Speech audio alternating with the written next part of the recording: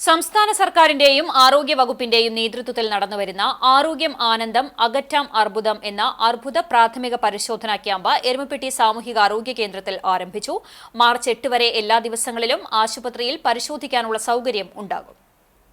സ്ത്രീകളിലെ സ്തനാർബുദത്തിന്റെയും ഗർഭാശയ മുഖ ക്യാൻസറിന്റെയും പ്രാഥമിക പരിശോധനകൾ നടത്തി തുടക്കത്തിൽ കണ്ടെത്തുക എന്നതാണ് ഉദ്ദേശം.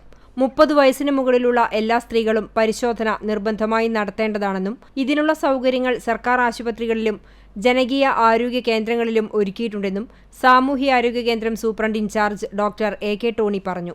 ഏറ്റവും പ്രധാനപ്പെട്ടതാണ് ആരോഗ്യം ആനന്ദം അകറ്റാം അർബുദം എന്ന പേരിൽ ഒരു അർബുദ പ്രാഥമിക പരിശോധന പരിപാടി.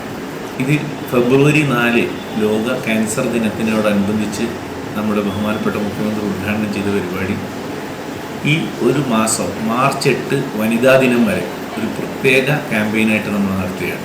സ്ത്രീകളിലെ സ്തനാർബുദത്തിൻ്റെയും ഗർഭാശയമുഖ ക്യാൻസറിൻ്റെയും പ്രാഥമിക പരിശോധനകൾ നടത്തി തുടക്കത്തിൽ തന്നെ അത് കണ്ടെത്തുക എന്നതാണ് നമ്മുടെ ഉദ്ദേശം. ആദ്യ സ്റ്റേജുകളിൽ ആദ്യഘട്ടങ്ങളിൽ ഈ അർബുദങ്ങൾ കണ്ടെത്തിയാൽ പൂർണ്ണമായി ചികിത്സിച്ച് നമുക്ക് ഭേദപ്പെടുത്താവുന്ന 2 ക്യാൻസറുകളാണ് സ്തനാർബുദവും ഗർഭാശയവും.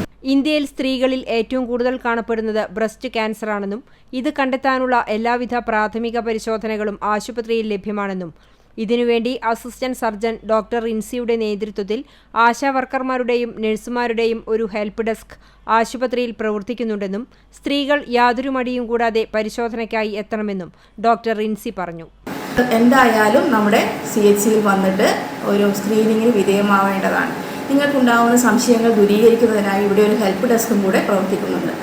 നമ്മുടെ കുടുംബത്തിൽ നമ്മുടെ സിസ്റ്റേഴ്സിനോ അല്ലെങ്കിൽ അമ്മയ്ക്കോ ആർക്കെങ്കിലും ഒരു ഹിസ്റ്ററി ഉണ്ടായിരുന്നെങ്കിൽ ക്യാൻസറിൻ്റെ ഒരു ലക്ഷണമോ ക്യാൻസറോ ഉണ്ടായിരുന്നതെങ്കിൽ എല്ലാവരും ഒന്ന് വന്ന് ടെസ്റ്റ് ചെയ്യുന്നത് നല്ലതായിരിക്കും.